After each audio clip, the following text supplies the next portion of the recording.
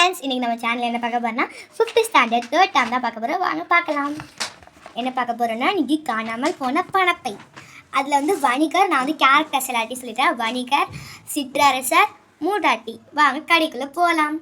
வணிகர் வந்து ஒருத்தர் இருந்தார். அவர் வந்து தன்னிடம் இருந்த ஆடுகளை விற்று அந்த ஒரு காசு பை வந்து பெற்று வரும்போது திரும்பி வந்து அவர் ஊருக்கு வந்துட்டு இருந்தார். அப்போ வந்து என்னென்னா அவர் பெரும் ஒரு கனவு காணினார். என்னென்னா நம்ம வந்து இன்னும் நிறைய ஆடுகளை வாங்கி விற்றா நம்மளுக்கு இன்னும் லாபம் கனவாக காணிட்டு இருந்தார். அப்படியே வர வழியில் அவரே அறியாமல் பணப்பையை கீழே போட்டுட்டார். அதுக்கப்புறம் வீட்டுக்கு வந்து பார்க்கும்போது தான் தெரிஞ்சுது அவர் வந்து அந்த பணப்பையை மிஸ் பண்ணிட்டார். அதுக்கப்புறம் மறுநாள் என்னென்னா சிற்றரசர்கிட்ட போயிட்டு என் பணப்பையை வந்து வர வழியில் மிஸ் பண்ணிட்டேன் அப்படின்னு சொல்லியிருக்காரு. அப்படி சொல்லும்போது அந்த அரசர்கிட்ட என்ன சொல்லியிருக்காருன்னா, நான் வந்து யார் இந்த பணப்பை என்கிட்ட வந்து கொண்டாடி கொடுக்குறாங்களோ அவங்களுக்கு நான் 40 ரூபாய் கொடுக்குறேன் அப்படின்னு சொல்லியிருக்காரு. அதை வந்து அந்த சிற்றரசர் அந்த அவரோட அமைச்சர் மூலமாக ஊர் மக்களுக்கு வந்து அறிவித்திருக்காரு. யார் வந்து அந்த பணப்பையை வந்து தேடி கொண்டாந்து கொடுக்குறீங்களோ அவங்களுக்கு ஒரு 40 ரூபாய் பரிசாக கொடுக்கப்படும் அப்படின்னு சொல்லிட்டு சிற்றரசர் வந்து அவர் அமைச்சர்கிட்ட சொல்லியிருக்காரு. அவர் சொன்ன மாதிரியே நடந்திருக்கு.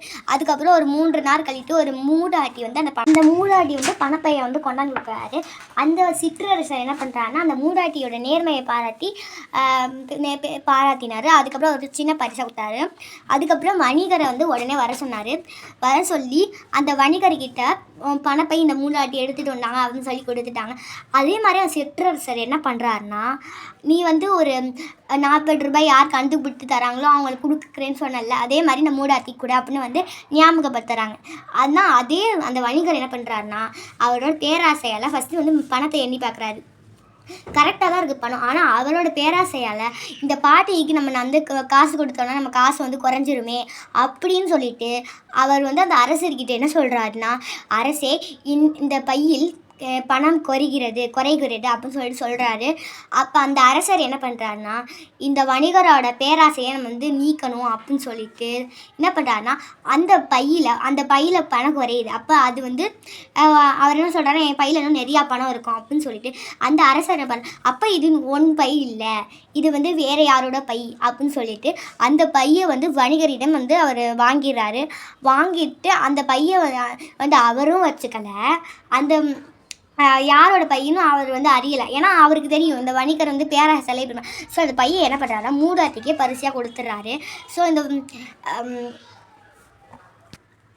அதுக்கப்புறம் அவர் போயிடுறாரு. அதுக்கப்புறம் அவர் யோசிச்சுக்கிட்டே வந்து திரும்பி பணம் வச்சுருக்கவங்க மட்டும் பணக்காரர் இல்லை, நேர்மையாக இருக்கவங்களும் பணக்காரர் தான் சொல்ல வந்துட்டு நம்ம வந்து காப்பாற்றணும் அப்படின்னு சொல்லிட்டு அந்த பாட்டியோட நேர்மையை பாராட்டி அரசர் வந்து அந்த பணத்தை வந்து அப்படியே வந்து பரிசாக கொடுத்துட்றாங்க.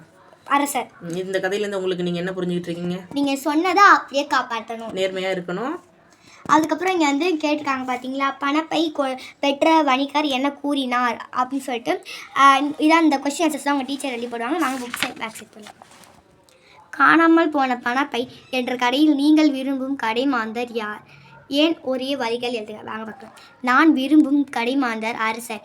ஏனென்றால் மூதாட்டி அந்த வணிகர் பொய் சென்றதால் அரசர் மூதாட்டிக்கு பணம் கொடுத்தது எனக்கு மிகவும் பிடித்திருந்தது. அதே மாதிரி உங்களுக்கு என்ன பிடிச்சிருக்கோ. ஓகே, இந்த கதையோட முடிவை மாற்ற விரும்பினா என்ன மாற்றுவீங்க? நான் வந்து எப்படி இருக்கேன்னா வணிகர் வந்து மூதாட்டிக்கு பணம் கொடுத்திருந்தா நல்லா இருக்கும். ஓகே, இந்த கதைக்கு நீங்கள் விரும்பும் தலைப்பு என்ன? கருணையின் வெற்றி. ஓகே, அடுத்து இது என்னதுடா? கதையிலேருந்து ஏதேனும் 2 தொடர்கள் எடுத்து எழுதணுமா? இந்த சைட்லேருந்து எடுத்து 2 தொடர்கள் நம்ம எக்ஸ்க்ளமேட்டரி இந்த மாதிரி போட்டிருக்கலன்னு நம்ம இது பண்ணலாம். நான் எப்படி எழுதிருக்கேன்னா இந்த பணத்தை கொண்டு மேலும் ஆடுகள் வாங்கி விற்றால் நிறைய லாபம் கிடைக்கும், நான் பெரும் பணக்காரர் ஆவேன்.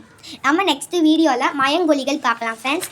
பாய், தேங்க்யூ ஃபார் வாட்சிங். முடிஞ்ச ஒரே சப்ஸ்கிரைப், லைக், ஷேர், கமெண்ட் பண்ணிட்டு போட்டுருங்க.